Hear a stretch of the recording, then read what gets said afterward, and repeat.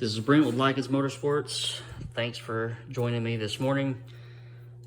We are working on our 450 cubic inch FE 427 block with a 428 crank.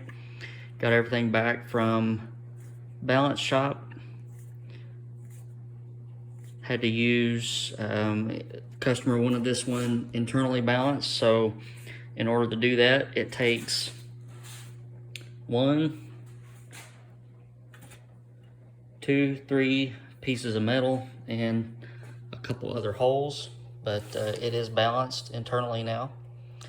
And internally balanced means that there is no weighted flywheel needed to run this engine.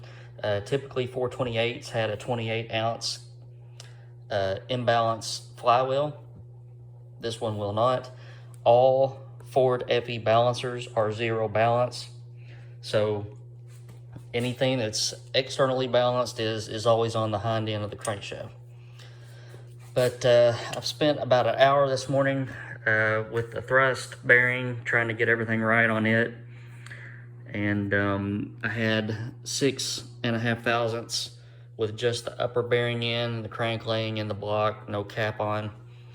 And when I put the cap on, I would get 2 thousandths. So it's pretty, doesn't happen with every FE, but it's pretty common. And you just have to sit and measure and work the bearing down and to get the appropriate amount of clearance. And now I have 6.5 thousandths on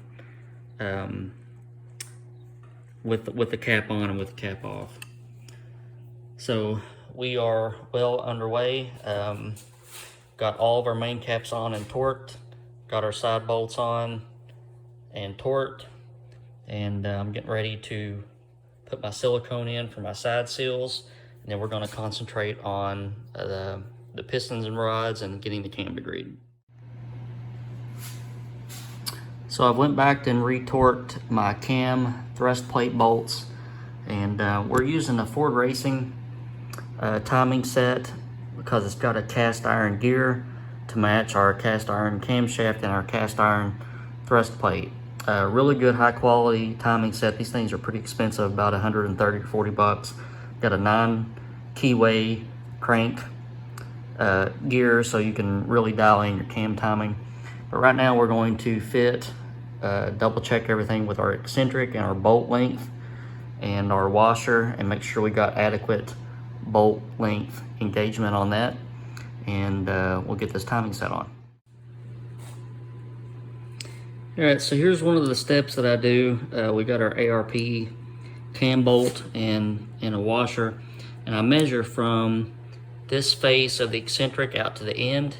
This one comes in at about 1 3/8 inches, and then I measure from this face of the cam gear into I'll use a pin light and my calipers and see how much thread engagement that you have.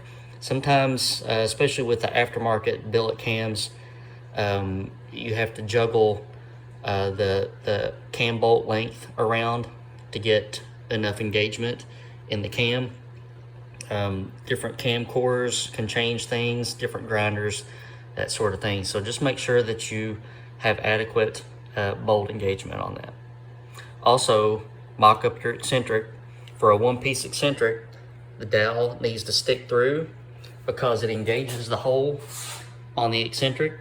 You want to make sure that it engages it fully, enough to keep it located, but not stick out far enough that it keeps the bolt washer from sitting down flat against the eccentric.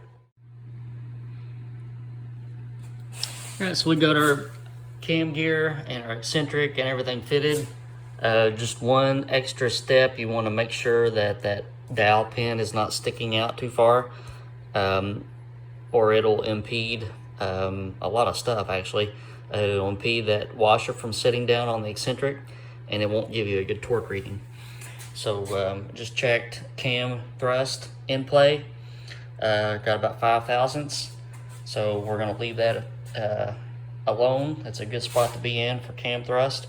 On a flat tappet, the gear wants to ride against the thrust plate anyway, because the way that the lobes are tapered on the camshaft, it pushes the cam towards the block. On a roller cam, it's opposite. So I want to say this, I want to give a shout out to Calico.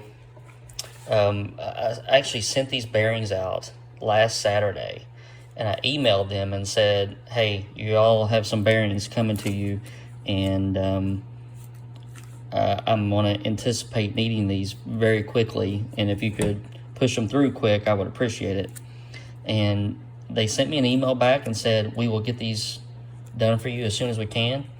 And they came in yesterday, and they didn't charge me extra for it. So I know Calico probably doesn't watch my goofy videos, but if you are, thank you very much for the service. And so now I'm going to get number 1 piston and rod assembly in the block, so I can check piston valve clearance and degree to cam, and I'll go ahead and check all my rod bearing clearances as well. Okay, so we got 1 rod and piston assembly in. It's a diamond piston. We're using scat rods.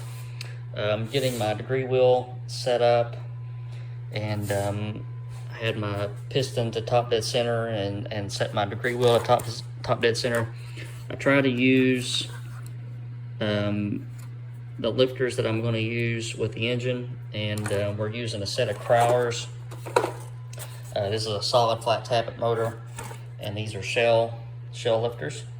So I'm going to get some lube on a couple of these lifters and slide those in the bores, and we'll get this camshaft degreed. Okay, so we're done with that process. The cam came in, I specified a 105 intake center line, and it came in on a 104.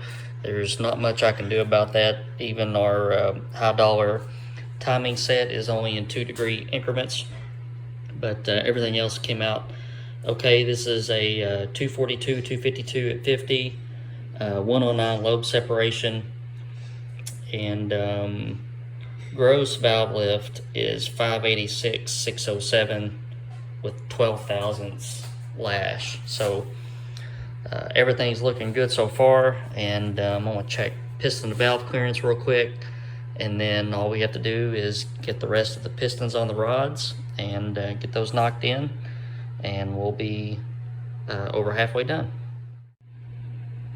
One thing I'm not used to seeing, those shell lifters, this push rod seat looks like it's about a mile and a half down. It is really funny, because when I had to move my dial indicator down so that my tip would touch the bottom of the lifter, it was like way down there.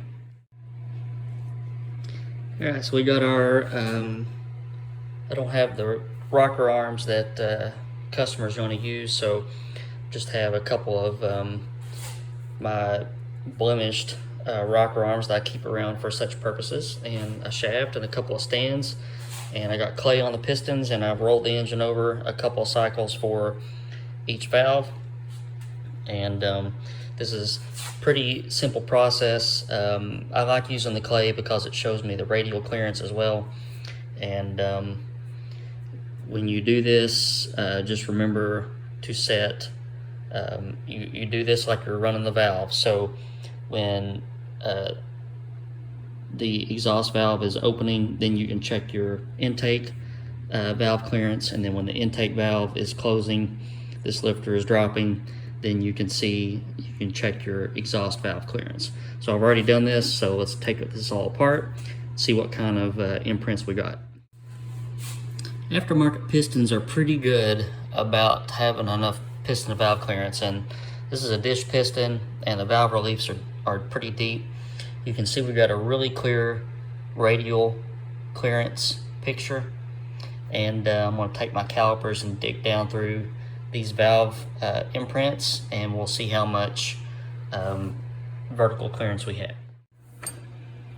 And here's what we come up with. Intake side, I've got about 180 thousandths radial, 240 depth, and on the exhaust side, 300 radial, 260 depth.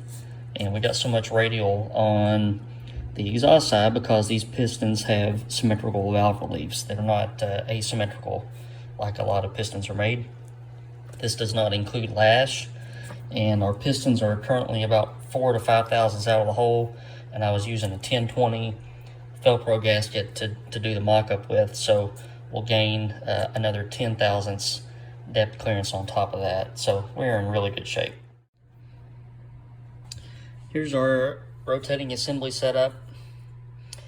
Diamond pistons, they are dished, scat rods, 6490 standard FE length, which uses a 975 wrist pin. These pistons are set up for spiral locks, and spiral locks aren't bad, but they're just a little bit worse on this setup because spiral locks are not available in a 975 size. They usually send Big Block Chevrolet, which is a 990 size spiral lock, so it makes it just a little bit harder to get in. But I'm going to get all these assembled, and we're going to check our rod bearing clearances with our calico coated rod bearings. Once I get the rest of the 7 done, then we'll start knocking those pistons in.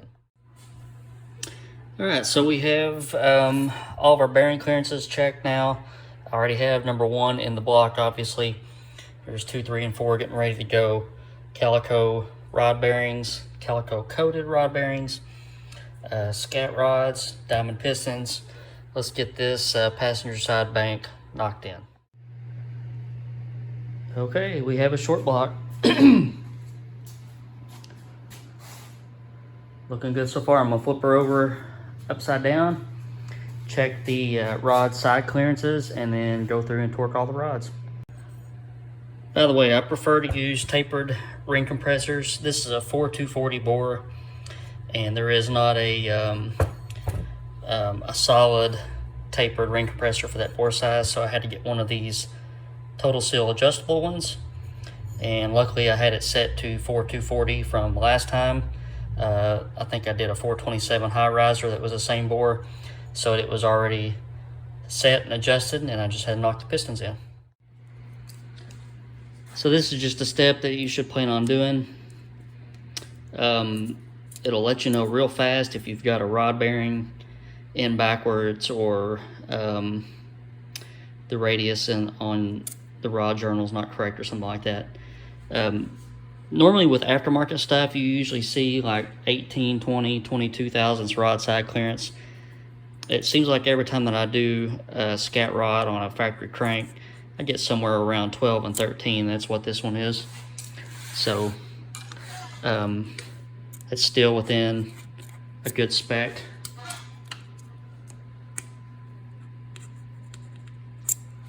So we'll go with that, and we'll set everything up and go through all the rod bolts and torque those. These torque to 64 pound-feet, so I will get that done now. 64 pound-feet on all of our rod bolts. I put a white paint daub on the bolts. I went through and checked my mains as well. The first time that I used paint on fasteners inside the engine, I dynoed and cut the filter apart, and I was like, oh no, there was all these little paint flakes in there, and I thought it was bearing material because they kind of looked copperish when I did it under light. But then I figured and found out that it was actually white paint once I got the filter all the way apart, and remembered, oh yeah, I marked my fasteners. So if you do this and you cut your filter apart after you break the engine in, you will see white paint or whatever color paint that you're using to double check yourself on the fasteners. So all this is done. Time for oil pump and shaft. I've got a Melling high volume pump with an ARP shaft, and we'll get that on now. Okay, this is our Melling high volume oil pump. I don't use studs, I use bolts to bolt it down with, but this is something that I do that may help you. I'm really OCD about stuff, and I'm always afraid that the gasket will move around when I try to put the bolts in. So I use these just rough studs, screw it down in the block, put my gasket on, put my pump on, and then I'll hold, back these out one at a time and keep the oil pump steady, and then put my bolt in. I don't know. You can do it however you want. I'm just really critical of myself. Another thing is, I don't know if you can see that way down in there, but that's how, this is horrible. I'm sorry, the lighting. That ARP pump shaft way down in there, it's got a kind of like a toothed washer on it. Sometimes you have to move those down a little bit on the shaft. I generally do not like for it to rub the block, so I'll move it down, and then once you do that, just grab the shaft with your hand and move it back and forth to make sure that it doesn't slip out of the pump and it doesn't bind anywhere on the block. Okay, pump is on, pickup is on. We'll get our gasket laid down and check our pickup to pan clearance. And once that is done and that's ready to go, then I'll get this timing cover on, and we'll be making some more progress. Okay, so the way I do this is put my gasket on, set my straight edge, and then I'll measure from the pan rail up to the bottom of my machinist rule, and it's at 5.5 inches.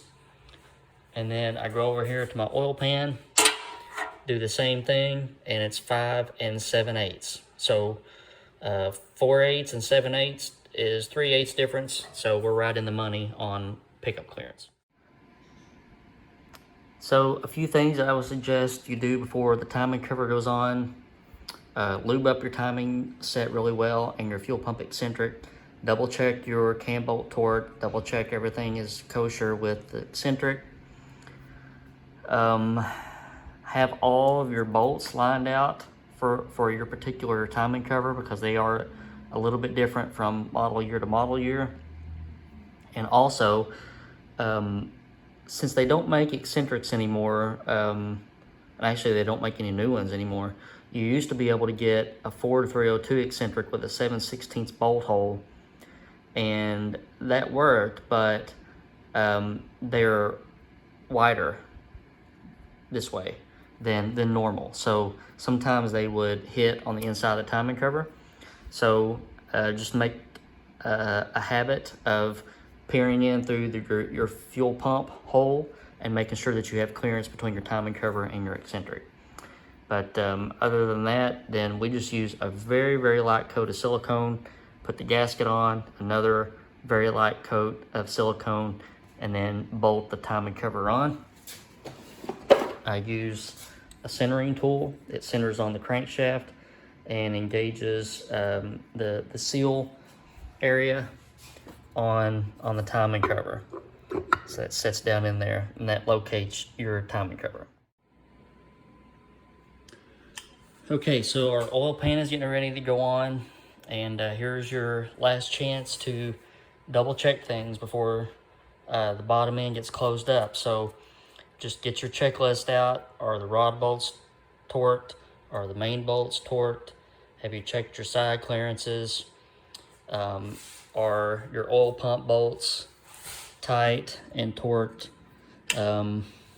Is your pickup clearance checked?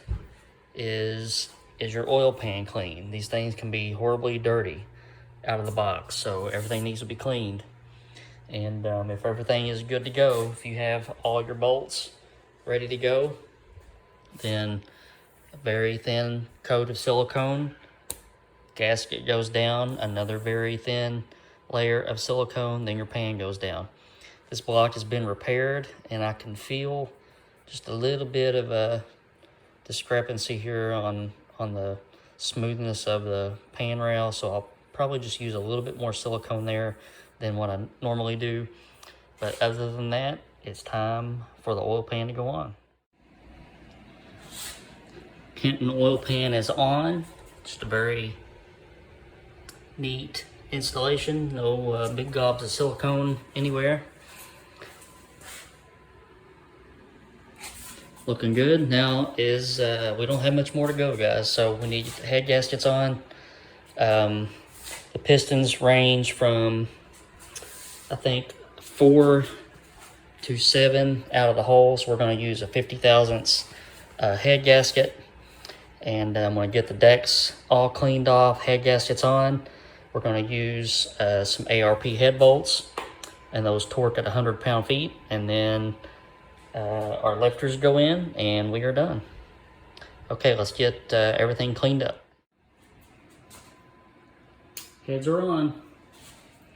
So we've got our Crower shell lifters, and the only thing left to do now is lube these up really good with some assembly lube and drop those in, and mask our intake ports up so that nothing falls in, and we're done. What a nice looking piece. Dave, you'll be happy with this. Alright guys, this is Brent with Lykins Motorsports. Thank you for watching the assembly of this 450 cubic inch medium riser, 427, center oiler.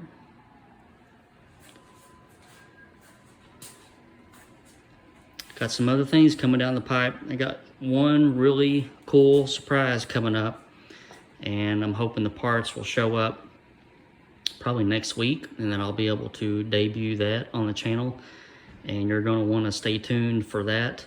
Something that probably 99.9% of you in YouTube land have never seen in person. I've never seen these things in person before, so I'm looking forward to showcasing that. So if you haven't subscribed, you may want to go ahead and do that so you don't miss anything, and hit that like button. Helps everybody out.